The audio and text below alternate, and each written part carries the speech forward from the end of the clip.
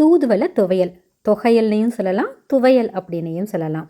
ஒவ்வொரு தடவையும் சீசன் மாறும்போது அடிக்கடி குழந்தைங்கள்லேருந்து பெரியவங்க வரைக்கும் எல்லாருக்குமே சளி பிடிக்கிறது வந்து ரொம்ப இயற்கையான விஷயம். இந்த தூதுவளை துவையல் அதற்கான தீர்வை கொடுக்குது. ஒரு பேன் எடுத்துக்கோங்க, அதில் கொஞ்சமாக கடலெண்ணெய் விட்டுக்கோங்க, 2 டேபிள் ஸ்பூன் கருப்பு உளுந்து எடுத்துக்கோங்க, 1 டேபிள் ஸ்பூன் கடலைப்பருப்பு, இது எல்லாத்தையுமே போட்டுட்டு நல்லா பொன்னிறமாக வர வரைக்கும் வறுத்துக்கோங்க. அதோடையே 4 பல்லு பூண்டையும் கட் பண்ணிவிட்டு அதை சேர்த்துக்கலாம். அது வதங்கினதுக்கப்புறம் புளியை வந்து கொஞ்சமாக சேர்த்துக்கோங்க. கொஞ்சமாக அப்படிங்கிறது நீங்கள் மிளகாவை நிறைய சேர்த்திங்க அப்படின்னா புளி கொஞ்சம் கூட சேர்க்கணும். நான் வீடியோவில் காமிச்ச அளவுக்கு சேர்த்திங்க அப்படின்னா நான் எந்த அளவுக்கு மிளகா சொல்கிறேனோ அந்த அளவுக்கு சேர்த்தாலே போதும்.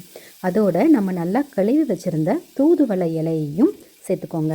ஒரு பிஞ்ச், அதாவது ஒரு சிட்டிகை பெருங்காயத்தூளையும் அதோட சேர்த்துக்கலாம். தூதுவளை இலை சேர்த்ததுக்கப்புறம் அந்த தண்ணி சத்தமெல்லாம் கொஞ்சம் அடங்கிரும். கொஞ்சமாக இப்போ கருவேப்பிலையும் நம்ம சேர்த்துக்கலாம். எல்லாமே வதங்கினதுக்கப்புறம் கடைசியில் தான் நம்ம வந்து தேங்காய் சேர்க்க போகிறோம். தேங்காய் வந்து ஃப்ரீஸில் இருந்ததுனால அதை நான் டீஃப்ராஸ்ட் பண்ணிவிட்டு மைக்ரோவேவில் வச்சுட்டேன். அதுக்குள்ளே நான் வந்து மிளகாய் சேர்த்துக்கிறேன். நான் 2 மிளகாய் தான் சேர்க்குறேன். ஏன்னா என்னோட மிளகாய் வந்து அந்தளவு காரமாக இருக்கும். உங்களோட மிளகாய் காரம் கம்மியாக இருந்தால் நீங்கள் 3 கூட சேர்த்துக்கோங்க. இப்போ டீஃப்ராஸ்ட் பண்ண தேங்காவை இதோட சேர்த்துக்கலாம். திருப்பி இதை போட்டு ஒருத்தோட நல்லா வதக்கிக்கோங்க. அடுப்பை வந்து இந்த நேரத்தில் ஆஃப் கூட பண்ணிடலாம். ஏன்னா தேங்காய் சேர்த்தாச்சு அப்படின்னா ரொம்ப நேரம் அதை கிண்டக்கூடாது. அதனால் அடுப்பை குறைச்சிட்டு அதை லைட்டாக ஒருத்தட வதக்கி விட்டுட்டோம் அப்படின்னா போதும். இதோட 1 டீஸ்பூன் உப்பையும் நான் வந்து சேர்த்துருக்கேன். நல்லா சூடு ஆறுனதுக்கப்புறம் ஒரு மிக்சி ஜாரை எடுத்துகிட்டு நம்ம என்னென்னலாம் நம்ம வதக்கி வச்சுருக்கோமோ அது எல்லாத்தையுமே மிக்சி ஜாரில் சேர்த்துக்கோங்க. எல்லாம் போட்டதுக்கப்புறம் நீங்கள் இப்படி குலுக்கி பார்த்தோம் அப்படின்னா இந்த மாதிரி கலக்கலன்னு சத்தம் வரணும். அதாவது தண்ணியெல்லாம் நல்லா ட்ரை ஆகிடுச்சு அப்படிங்கிறது அர்த்தம். இப்போ மிக்சியை போட்டு நல்லா அடித்து எடுத்துக்கோங்க.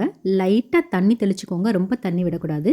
தண்ணி தெளித்து அரைச்சோம் அப்படின்னா இந்த மாதிரி கன்சிஸ்டன்சியில் நமக்கு வந்து தூதுவளை துவையல் வந்து கிடச்சிரும். நல்லா சூடான சாதத்தில் நெய் போட்டுட்டு அதுக்கு மேலே தூதுவளையை வச்சு நம்ம பிணைஞ்சு சாப்பிட்டோம் அப்படின்னா நம்மளை சுற்றி 4 பேர் உட்கார வச்சுக்கிட்டு எல்லாருக்கும் உருண்டை பிடிச்சி கொடுத்தோம் அப்படின்னா அவ்வளோ ஆசாசியாக சாப்பிடுவாங்க. இதுக்கு வேறு எதுவுமே வச்சு சாப்பிடணுன்னு அவசியம் கூட இல்லை.